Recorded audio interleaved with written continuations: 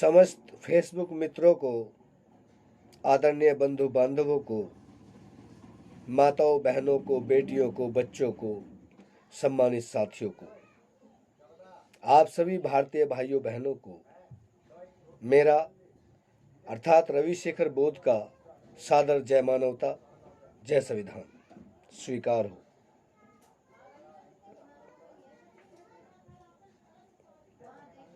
साथियों, आप सभी सादर आमंत्रित हैं मेरे इस लाइव प्रसारण शो में, जिसका शीर्षक मैंने रखा है सार्वजनिक कामों के लिए एका जरूरी। जी हाँ दोस्तों, आपका हार्दिक हार्दिक अभिनंदन और स्वागत करते हुए मुझे हर्ष और खुशी अनुभव होती है। इसलिए ज़्यादा से ज़्यादा जुड़ें और दूसरों को जोड़ें, ताकि आप लोग जान सकें कि बाबा साहब ने संपूर्ण वाङ्मय में क्या क्या लिखा है और क्या क्या कहा है। यही वक्तव्य लेकर के बाबा साहब का जो जनता पाक्षिक में छपा था 30 नवंबर 1940 को, आज मैं उनका यही टाइटल लेकर आया हूँ, सार्वजनिक कामों के लिए एका जरूरी। परम श्रद्धेय बाबा साहेब डॉक्टर भीमराव अंबेडकर जी और महामानव तथागत गौतम बुद्ध, राष्ट्रपिता ज्योतिबा फूले, सदगुरु कबीर साहब, सदगुरु रविदास जी महाराज जी के चरणों में वंदन और नमन करते हुए अपना वक्तव्य आपके समक्ष उपस्थित करने की इजाज़त चाहता हूँ। धन्यवाद साथियों, आप ध्यान से सुनेंगे और उस पर गौर फरमाएंगे और उसको आगे भेजने का प्रयास करेंगे। इसी उम्मीद के साथ मैं आपके साथ आपका भाई रविशेखर बोध। धन्यवाद। भाई प्रमोद गौतम जी, स्वागत है आप सभी का। साथियों, बाबा साहब डॉक्टर अंबेडकर संपूर्ण वाङ्मय, ये भारत सरकार का छापा हुआ वाङ्मय है और खंड 40 के बिंदु 182 पर दिया गया है सार्वजनिक कामों के लिए एका जरूरी विषय। तो प्यारे साथियों, 23 नवंबर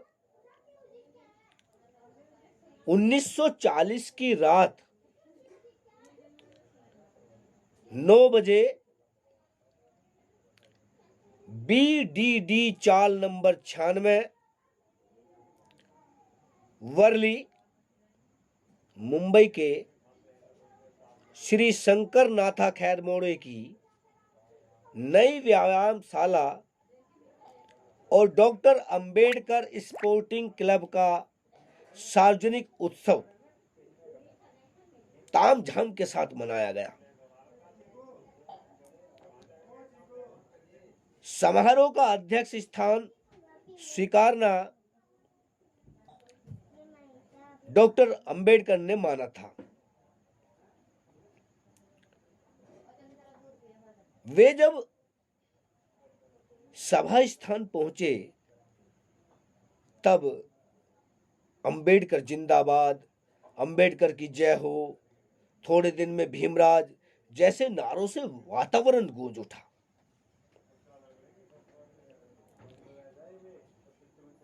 बाबा साहब के मंडप में आते ही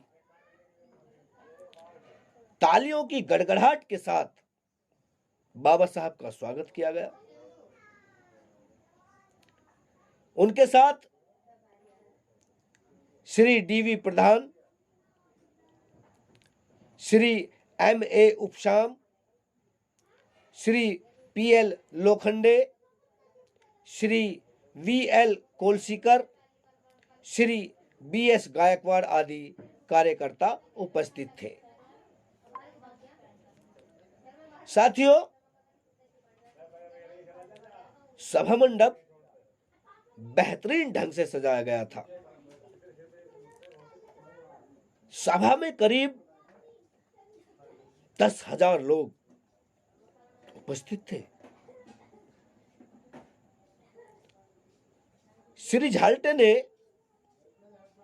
अध्यक्ष पद की सूचना रखी। श्री आरबी पगारे द्वारा उनकी सूचना का समर्थन किया गया। उसके बाद श्री R.S. भालेराव का भाषण हुआ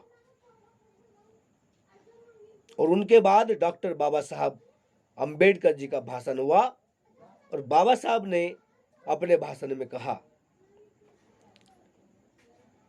प्रिय बहनों और भाइयों,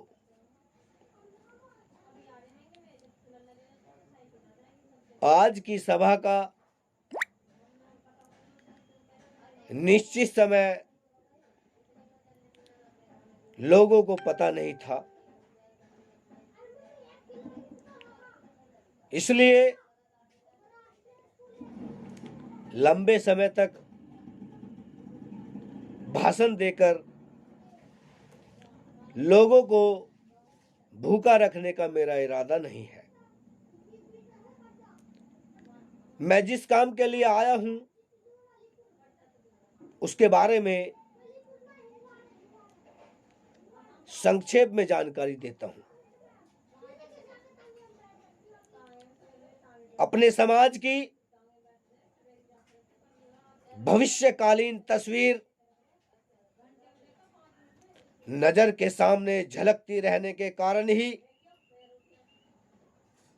मैंने इमारत फंड के मसले पर काम करना शुरू किया है। अपनी जिंदगी में जितना करना संभव था उतना मैंने किया है। 1919 में सार्वजनिक आंदोलन शुरू हुआ, तब अस्पृश्य समाज में जरा भी जागृति नहीं थी। हम भी इंसान हैं, इसका एहसास तक नहीं था। जी अवधेश भाई, जय भीम, जय भीम, जय भीम। सभी को सादर जय भीम, जय संविधान, जय मानवता। कृपया ध्यान से सुनिएगा, प्लीज, हाथ जोड़कर विनती करता हूं। बाबा साहब ने कहा, हम भी इंसान हैं, इसका एहसास नहीं था। ब्राह्मण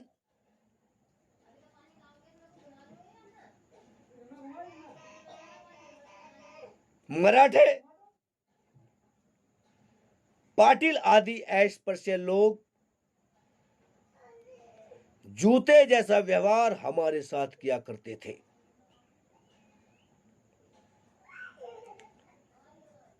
सांप कहते ही सब लोग डरते हैं, उसी तरह पाटिल यानी चौधरी, पटवारी, कुलकर्णी आदि से अस्पृश्य समाज डरता था। शुरू में हमारे लोगों को म्युनिसिपैलिटी, लोकल बोर्ड, काउंसिल आदि में प्रवेश मिलना मुश्किल हुआ करता था।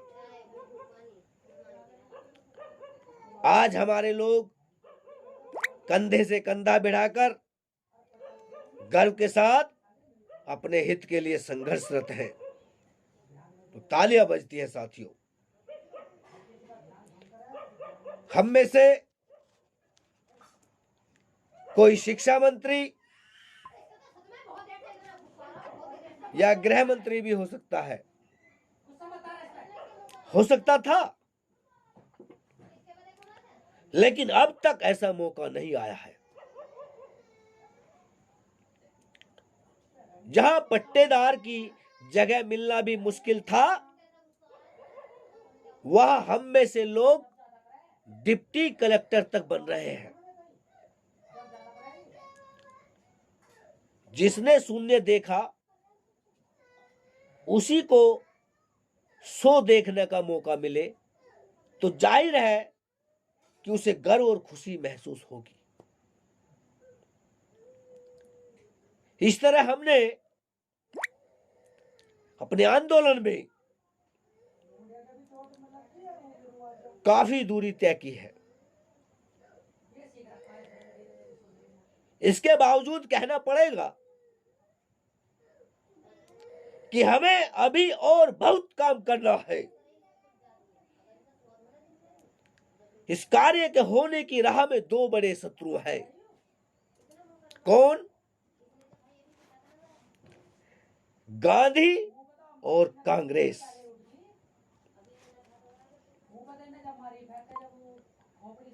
बाबा साहब ने कहा, हाल ही में लिए गए साक्षात्कार के दौरान वायसराय द्वारा जब गांधी से पूछा गया कि आप स्वराज तो चाहते हैं, लेकिन आप राजाओं, रजवाड़ों, मुसलमानों और अस्पृश्यों के मसलों का क्या करें? गांधी अपने पत्रक में कहते हैं, राजाओं, रजवाड़ों के साथ हम सुलह करेंगे, लेकिन अस्पृश्यों के बारे में पूछने वाले आप कौन होते हैं? अस्पृश्यों का हम जो चाहे करेंगे।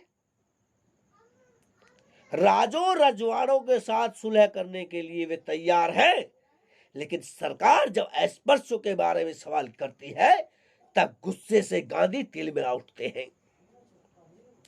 अस्पृश्य समाज की उन्नति की राह का ये बड़ा अड़ंगा है, और इस अड़ंगे को मैं अपने जीते जी अगर हटा पाया तो आपका भविष्य सुखकर होना तय है। तालियों की गूंज। आगे बाबा साहब कहते हैं, मुझे एक और चिंता है कि आज तक हमने जो एकजुट और उन्नति हासिल की है उसे आप बरकरार रखेंगे। आज तक आप एक खंबे वाले तंबू में आराम से रहते आए हैं। उस तंबू का खंबा अगर गिर जाए तो आपका क्या हाल होगा? इसलिए उस खंबे के आसपास और खंबे रस्सियों के सहारे खड़े कर उसे मजबूत बनाने की मैंने सोची है। इसलिए इमारत फंड शुरू किया है। इसके पीछे उद्देश्य यही है कि मेरे पीछे आपको कोई मात न दे सके, आपको कोई हरा ना सके, आपका कोई बाल बाका ना कर सके। यह मेरा उद्देश्य है।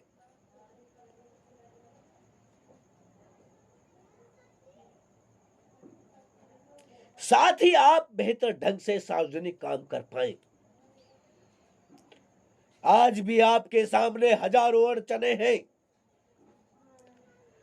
धन के अभाव में उनके बारे में कुछ किया नहीं जा सका है। इमारत फंड की आय से जो रकम जुटेगी उसका इस्तेमाल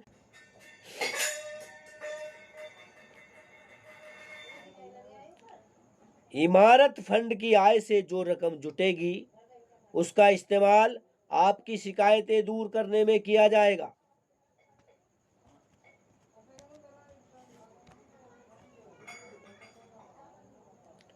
हमारे समाज में अधिक पढ़ा लिखा हूं, इसलिए मैं सरकार से अधिकारी के पद की मांग कर सकता था। मैं अधिकारी भी बन जाता, फिर भी मेरे अज्ञानी भाइयों का क्या होता? अस्पृश्य समाज के लिए मैं अपने स्वार्थ को भुलाकर और अपने परिवार के सुखों पर नजरें गड़ाए बगैर ये कार्य कर रहा हूं। इसलिए जो जितना काम कर सकता है वह उतना काम करे। इमारत फंड के लिए जितनी मदद आप दे सकते हैं उतनी आप अवश्य दें। इंसान पर 3 ऋण होते हैं: माता पिता का ऋण, कुल देवता का ऋण, और जिस समाज में हमारा जन्म हुआ है उस समाज का ऋण। जिस समाज में हमारा जन्म हुआ है उस समाज के उपकारों से हमें बिना भूले मुक्त होना चाहिए, और इस उपकार को चुकाने का मौका आपको मिल रहा है। आप जरूर उससे फायदा उठाएं। इमारत फंड के लिए हर पुरुष और महिला को 18 साल से बड़े हर व्यक्ति को, भले वो बेकार ही क्यों ना हो, 2-2 रुपए देने हैं। 2-2। आप जिला, तहसील और देश के स्तर पर संघ की स्थापना कर काम करते हैं। मुझे ये काम का तरीका बिल्कुल पसंद नहीं है। मैं कोई भेदाभेद नहीं मानता। हम में अगर भेदभाव पैदा हुआ तो हिंदू समाज उसका फायदा उठाकर हमारे आंदोलन को खत्म करेगा। नेता बनने का मुझे कोई लालच नहीं है, लेकिन आप नेता क्यों चाहते हैं, इस बारे में सोचिए। हम नेता इसलिए चाहते हैं ताकि वह दुश्मनों से मुकाबला कर सके, हमारे कल्याण के लिए मेहनत करने वाला, हमारे हितों की राह में अड़ंगा बनने वाले गांधी, नेहरू, वल्लभ भाई पटेल से भिड़ने वाला नेता हमें चाहिए। अगर ऐसा कोई मिले तो मैं भी उसे नेता मानने के लिए तैयार हूं।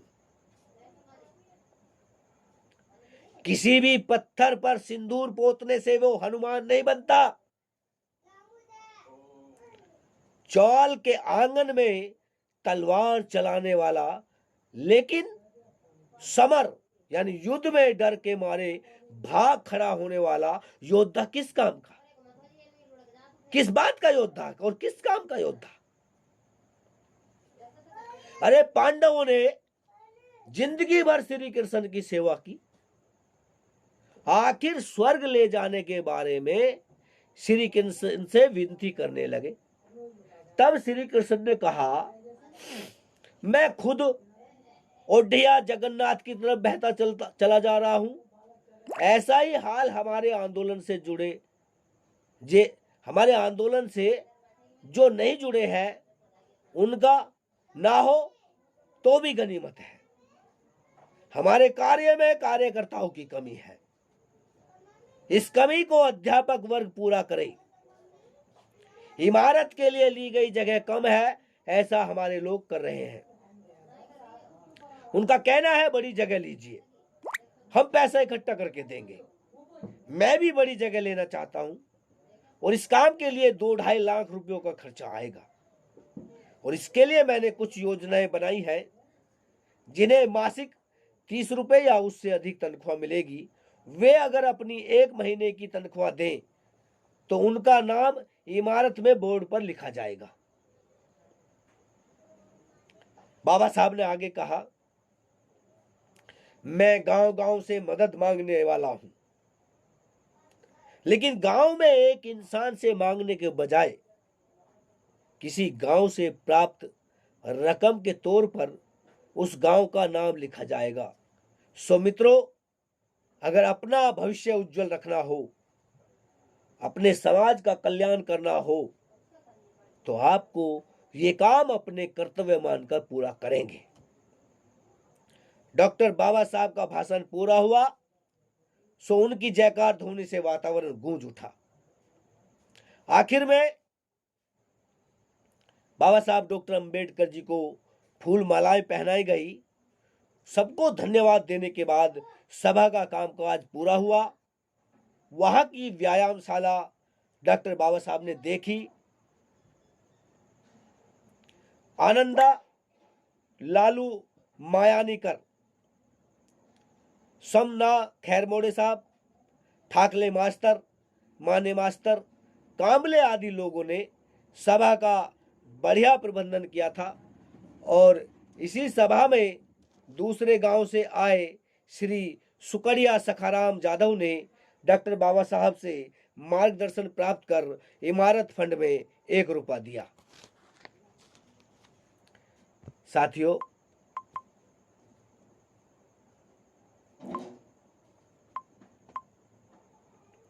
बाबा साहब ने आगे कहा, 24 नवंबर 1940 को अभी कोपले निकली हैं, यह संकेत है कि कल फल आएंगे। आप यकीन मानिए, अभी कोपले निकली है बहुजन समाज की, ये संकेत है कि कल फल आएंगे। श्री सोमवंशीय समस्त मंडल, चिखलपाड़ा, फोरास रोड, मुंबई की ओर से रविवार दिनांक 24 नवंबर 1940 की शाम को बहुजनों के इकलौते नेता बाबा साहब डॉक्टर अंबेडकर जी की अध्यक्षता में इमारत फंड में रकम अर्पण करने का समारोह बड़े तामझाम के साथ मनाया गया। साथियों, इस अवसर पर बैरिस्टर माने, मोहित मास्टर, श्री मड़के बुआ, उपसाम मास्टर, सचिव इमारत फंड श्री दयालकर जी, ओसी समता सैनिक दल मुंबई श्री मिंडे पाटिल आदि महत्वपूर्ण हस्तियां उपस्थित थीं। करीब 4-5 हजार से अधिक लोग उपस्थित थे। इकट्ठा जन समुदाय ने तालियों की गड़गड़ाहट के साथ तथा डॉक्टर बाबा साहब की जय, अंबेडकर कौन है, दलितों का राजा है आदि नारों के साथ उनका स्वागत किया। श्री NM साल्वे ने सभा की शुरुआत की। आमंत्रण का सम्मान कर डॉक्टर बाबा साहब अंबेडकर अपना अनमोल समय खर्च कर सभा में उपस्थित हुए। इसके लिए उन्होंने डॉक्टर अंबेडकर के प्रति आभार प्रकट किया। इसी प्रकार के सभा के नियुक्त अध्यक्ष भी थे, इसलिए उनसे अध्यक्ष पद स्वीकारने की विनती की गई। श्री BS गायकवाड़ द्वारा समर्थन किए जाने के बाद डॉक्टर बाबा साहब अध्यक्ष स्थान पर विराजमान हुए। इमारत फंड के सचिव श्री SA उपसाम मास्टर ने बहुत बोधप्रद भाषण दिया। उसके बाद डॉक्टर बाबा साहब अंबेडकर बोलने के लिए उठकर खड़े हुए। तब तालियों की गड़गड़ाहट से वातावरण गूंज उठा और बाबा साहब डॉक्टर अंबेडकर जी ने कहा, प्रिय बहनों और भाइयों, आज की सभा में इमारत फंड के लिए इकट्ठा की गई रकम स्वीकार कर यहाँ के लोगों को आशीर्वाद देने के अलावा और कुछ बोलने का मेरा मन नहीं है। मुझे जो कुछ कहना आया वह सब मैंने कल ही वर्ली की सभा में कह दिया है। सो यहां आप मुझसे लंबे भाषण की उम्मीद ना करें। मेरे पहले जो वक्ता बोले उन्होंने भी आपको सभी आवश्यक जानकारियां दे दी हैं। साथियों, इस काम की अभी अभी शुरुआत हुई है। इसकी जितनी अच्छी हो सके उतनी अच्छी छवि बनाना आवश्यक है। मैं रात के भाषण का सारांश आपको सुनाने वाला हूं। साथ ही जो लोग इमारत फंड के बारे में नहीं जानते उन्हें इमारत फंड के बारे में जानकारी भी देनी होगी। यहां इकट्ठा हर व्यक्ति सोचकर देखे, पिछले 20 वर्षों में हमने काफी उन्नति की है। ये उन्नति हमेशा इसी प्रकार कैसे बनी रहेगी, इस बारे में सोचना भी जरूरी है। पिछले 20 सालों में अपने समाज की उन्नति की सारी जिम्मेदारी मेरे सिर पर थी। मैंने उसे अपना कर्तव्य मानकर स्वीकारा था। हो सकता है कई लोगों को मेरा काम नापसंद हो, ऐसा भी हो सकता है, इसलिए वे मेरी आलोचना भी करते हैं। सामाजिक राजनीतिक कार्य करने वालों की आलोचना तो होती ही है। मैं खुद भी हर हफ्ते जनता में गांधी की आलोचना करता ही हूं, तो जाहिर है कि मेरी आलोचना करने का अधिकार भी लोगों को है। हालांकि मैं मानता हूं कि आलोचना करते वक्त आलोचक का मन साफ होना जरूरी है। किसी प्रकार के पूर्वाग्रह से ग्रस्त होकर या मन में किसी तरह की गांठ रखकर किसी की आलोचना नहीं की जानी चाहिए। मुझे सार्वजनिक कार्य में उपलब्ध साधनों के बारे में और गांधी को उपलब्ध साधनों के बारे में तारतम्य के साथ सोचना चाहिए। 20 वर्ष पूर्व हम सब की हालत कैसी थी, अब कैसी है? इन सभी बातों के बारे में सोचो तो मेरे नाम पर कभी शून्य नहीं आएगा, कभी नहीं आएगा। 0/0 मेरा वर्क हैंड नहीं रहा है। मेरे साथ काम करने वाले अन्य पक्ष भी भारत में है। ब्राह्मणेतर पक्ष 1850 ईस्वी से काम कर रहा है। मराठा राजा भी उनको 2-2 पैसों से मदद कर रहे हैं। उनके अखबार विजय मराठा की उन्होंने रुपए 30,000 से भी अधिक रकम देकर आर्थिक मदद की है। लेकिन मेरी केवल 2,500 रुपए देकर मदद की है।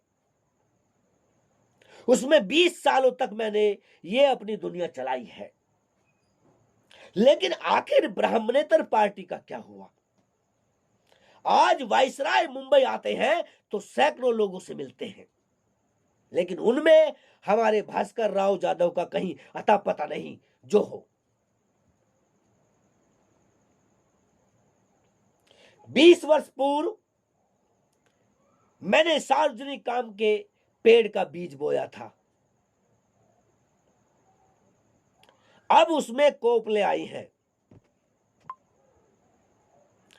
आगे उसमें फल आएंगे ऐसा लगता है। जितनी उन्नतियां हुई हैं वह कायम कैसे रहेंगी, इसका प्रबंध मुझे करना होगा। अब तक का काम सूख गया, फल विहीन हुआ, ऐसा कोई।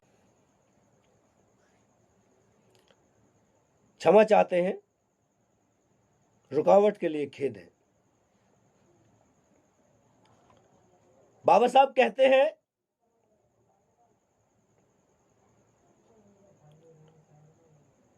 जितनी उन्नतियां हुई है वह कायम कैसे रहेंगी, उन्हें स्थिर कैसे बनाया जाएगा, इसका प्रबंध मुझे करना होगा। अब तक का काम सूख गया, फल विहीन हुआ, ऐसा कोई कह न पाए, इसका मुझे प्रबंध करना होगा। फिर भी अगर कोई ऐसा कहे तो वो मेरा दुश्मन ही होगा। मैं सच कह रहा हूं, इस काम की बुनियाद भी विशुद्ध निर्बल है। हमें ऐसा प्रबंध करना होगा ताकि हमें किसी के आगे हाथ ना फैलाना पड़े। कई लोग कांग्रेस में शामिल होते हैं। कांग्रेस के लोग उनके हाथ में चक्की थमाएंगे, लेकिन मुझे यकीन है कि वे मेरे हाथ में बंदा रुपया थमाएंगे।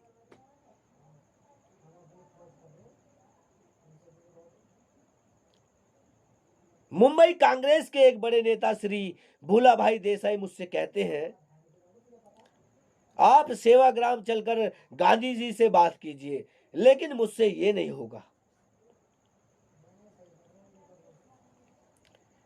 बाबा साहब ने आगे कहा, बचपन में मैंने पुराण पढ़ा था, उसमें कहा गया है कि दूसरे का अनाज खाने वाला कभी आजाद नहीं हो पाएगा। जो दूसरों के टुकड़ों पर पलते हैं उन्हें आजादी कभी नसीब नहीं होती है। दूसरे का अनाज खाने वाला कभी आजाद नहीं हो पाएगा। भीष्म, द्रोण आदि वरिष्ठ लोगों को पता था कि कौरवों का पक्ष झूठ का पक्ष है। राजगद्दी पर पांडवों का ही अधिकार था और वे ये भी जानते थे कि जीत पांडवों की ही होनी है।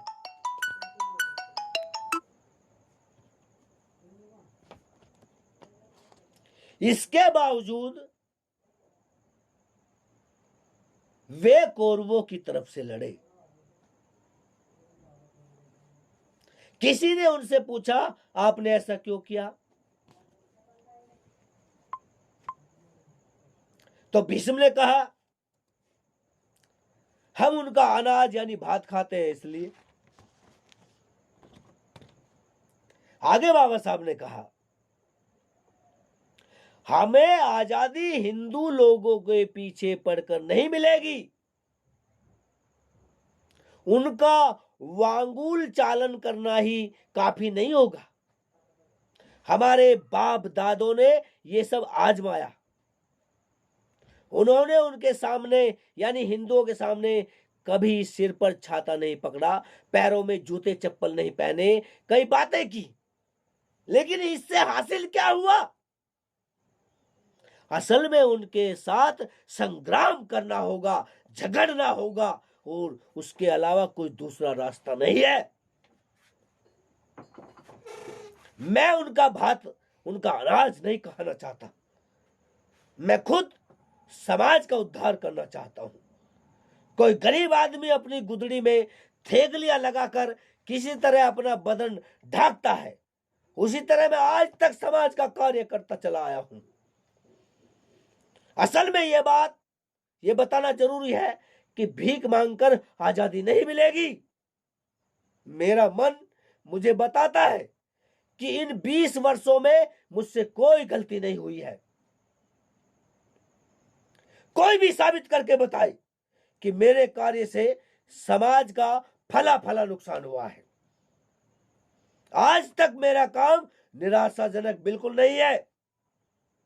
आत्मबल के सहारे ही सब कुछ करना है। हमें पैसों की आवश्यकता है। राजनीति बिना पैसों के नहीं चलती। आदमी की गृहस्थी के लिए पैसों की जरूरत होती है। राजनीति बिना पैसे के चलेगी नहीं। इसी प्रकार सामाजिक गृहस्थी के लिए भी पैसों की इससे भी अधिक जरूरत होती है, और हमारे पास पैसा नहीं है। कांग्रेस के पास धन की थैलियां हैं। उनके राजनीतिक कामों के लिए अगर रुपए भर खर्च आता हो तो हमें कम से कम चमनी तो लगेगी ही। महाड़ और नासिक के सत्याग्रह हमने भीख मांगकर ही किए हैं, लेकिन ऐसा कब तक चलेगा? घड़े में छेद होने के कारण पानी उसमें से बह जाएगा, ये तो जाहिर ही है। इसलिए मेरी राय में इस मामले में कोई स्थायी प्रबंध होना जरूरी है। बाबा साहब का नाम भी बाबा साहब ने कहा, इमारत बनाने के लिए अंदाजन 2-2.5 लाख रुपयों का खर्च आएगा। इसी इमारत से आगे सालाना 5,000 रुपयों का किराया मिला तो अपनी हालत में सुधार होगा। हम सभी लोगों को तन मन धन लगाकर इस कार्य में जुट जाना होगा। कोई कहेगा डॉक्टर साहब बेकारों से भी पैसा मांगते हैं, लेकिन मैं ये पूछना चाहूंगा कि क्या व्यक्ति जिंदगी भर बेकार रह सकता है? अरे महीने 2 महीनों तक तो कोई बेकार रह सकता है। खुंटिया गाड़कर उनमें रस्सियां बांधकर इस तंबू को मजबूती देनी होगी। ऐसा अगर नहीं किया गया तो ऊंची उड़ी पतंग जिस तरह कन्नी कटने पर नीचे आ गिरती है, उसी तरह आपकी गत होगी। ऐसा नहीं होना चाहिए। मेरे बाद भी मंजिल तक पहुंचने के लिए आपको लंबी दूरी तय करनी है। आपकी राह सुखमय हो और उस राह पर आपकी यात्रा सुखकारी हो, इसलिए मेरी ये सारी कोशिशें हैं। इसलिए भाइयों और बहनों, दम लगाकर इस काम की शुरुआत करो। और इसी सूचना के साथ मैं अपना भाषण पूरा करता हूँ। आखिर में श्री मड़के बुआ ने डॉक्टर बाबा साहब अम्बेडकर को फूल मलाई पहनाई और श्री सालवे मास्टर द्वारा धन्यवाद अर्पण कर फूलों की माला अर्पण करने के बाद डॉक्टर बाबा साहब के जयकार के साथ सभा संपन्न हुई। साथियों, ये था आज बाबा साहब का वह स्पीच जो शायद ही आपने सुना होगा। इसी के साथ आपने मुझे समय दिया, मैं आपका हृदय से आभार प्रकट करता हूँ। आपके बहुमूल्य समय को मैं श्रद्धेय नमन करता हूँ कि आपने बहुमूल्य समय मुझे देकर कृतज्ञ बनाया है। उम्मीद करता हूँ कि ये वक्तव्य, ये आज का लाइव टेलीकास्ट, ये प्रसारण आपको अवश्य ही पसंद आया होगा। तो इसी के साथ आपको सादर जय मानवता, जय संविधान, नमो बुद्धाय, जय भीम, जय भारत, जय जवान, जय विज्ञान, जय मजदूर, जय किसान, जय संविधान। आप सभी का मंगल हो, आप सभी का कल्याण हो। धम्म संध्या, धम्म रात्रि, साधु साधु साधु। धन्यवाद साथियों, धन्यवाद।